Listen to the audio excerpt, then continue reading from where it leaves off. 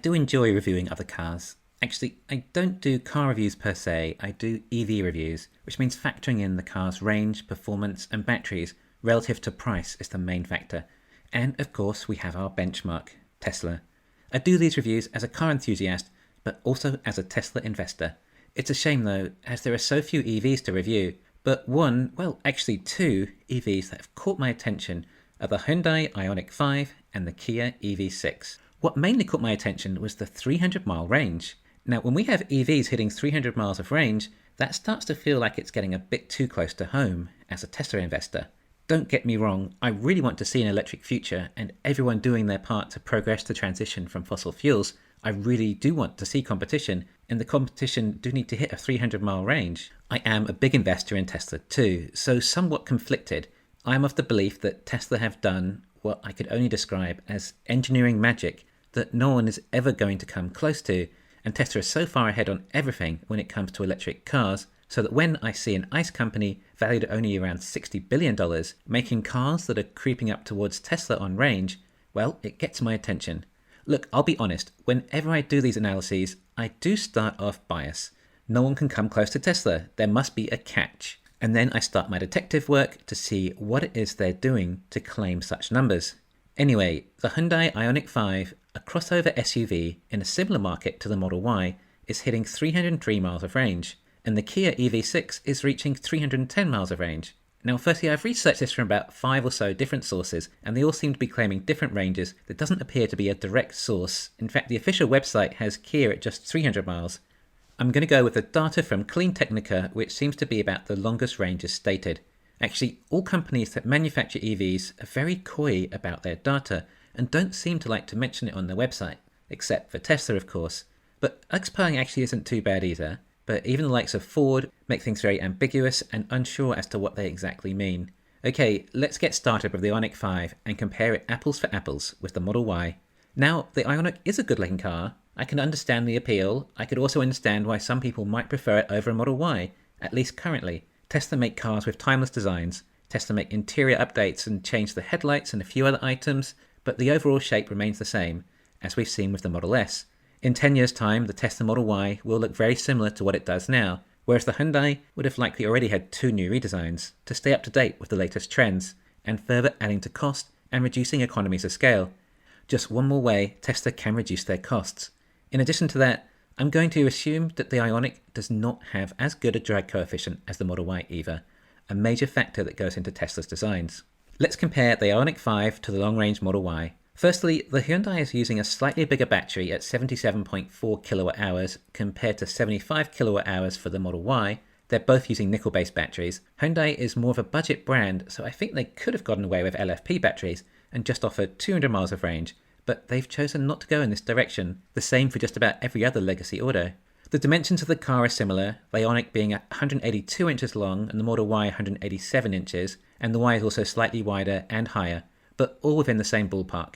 In other words, a similar sized vehicle. The weight of the Model Y is 4,416 pounds compared to the Ioniq at 4,662 pounds. So Hyundai weighs more despite being a fraction smaller, possibly due to the extra batteries and likely less energy dense, but then possibly a heavier powertrain and motor too. Tesla go to a lot of effort in reducing weight to get as much range from their vehicles as possible. But here is where the discrepancy lies. The version of the Ioniq that gets 300 miles of range, well, that only weighs 4,200 pounds. Why? Because it's rear-wheel drive. The Model Y long range is all-wheel drive or dual motor. We just discovered our discrepancy. Hyundai are reaching this level of range because it's single motor rear-wheel drive. We wanted to compare apples with apples, so the dual motor version, well, that seems to only be coming in at 256 miles of range compared to Tesla at 318 miles of range.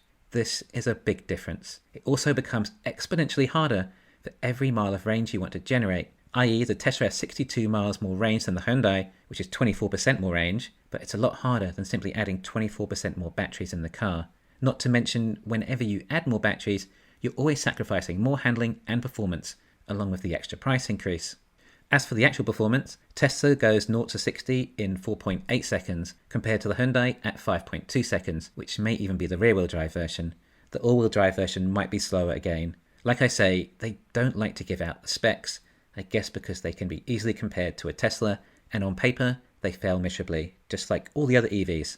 Instead, they like to mix up some of the specs into marketing hyperbole. There is also a high-performance version too, but it's even harder to find any specs on that, and we can only imagine how much range it had to sacrifice. Well, what about price though? Hyundai is a low-cost brand, so are they going to be undercutting Tesla? According to Car and Driver, the Ioniq will start at around $45,000 in the US, which does undercut the long-range Model Y, but this is for the single motor, rear-wheel drive, with only 220 miles of range. So the dual motor four-wheel drive might be about the same price as the Tesla, or perhaps even a few $1,000s cheaper, just depending on how much Hyundai want to lose per vehicle sold. I will also try and take one out for a test drive when I get a chance though, just to see how it does drive. There's also the Kia EV6, which reaches 310 miles of range, but it's the same again, the rear-wheel drive version. And this car is more of a station wagon than an SUV, so I'd probably compare it more with the Model 3, or perhaps somewhere in between a 3 and a Y, which just makes it come up that much shorter again. I like to keep an eye on the competition, but they always shock me just how much worse they're doing than Tesla. Or perhaps that's not fair, as it's the same for every single EV company, the BEV startups and the Chinese. Instead, it might be better to just say how impressive Tesla is above everyone else. Tesla's the only company making it feasible and viable for an electric future. As remember, Hyundai are likely losing money on every single one of these cars they sell, and although they may sell every one they make, well, they can't even make that many to begin with, due to the whole ramping up to volume production likely being an impossible task, and not wanting to lose that much money. One of the main factors here that I think we should bear in mind more is that we're still comparing Tesla with their third-party batteries.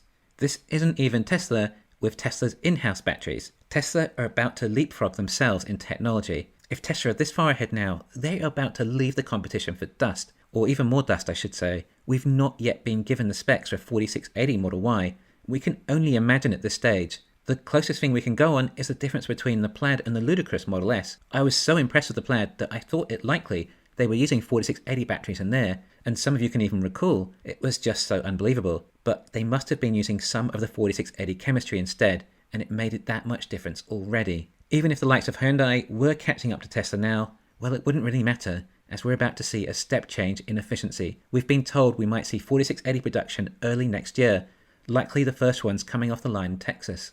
And then we might finally get to see what these batteries have really done. Basically, when we look at the competition as Tesla shareholders, there is really nothing at all coming close. Once you get into the details and you see how they're achieving what they say, it's usually smoke and mirrors. If electric is the future, then it's still Tesla's world. The others are merely tourists. But some customers don't always want to buy what is best for their money, yet there are such low quantities of these cars, it's inconsequential anyway. For example, look how many different EVs are available in the US, and Tesla sells twice all of them combined. And they do this with a waiting list of around 6 months too, and raising prices. And like always, I don't even need to go into Tesla's FSD or supercharger network, because the specifications from the batteries alone are simply that good anyway. No one is coming for Tesla, and the only electric vehicles I've seen so far that have found a niche that Tesla won't compete on are the micro EVs and neighborhood EVs in China, which can't legally be sold in any of the major markets anyway. Unfortunately, we can't really look at the competition with any hope of them making any impact transitioning off fossil fuels. It's all down to Tesla.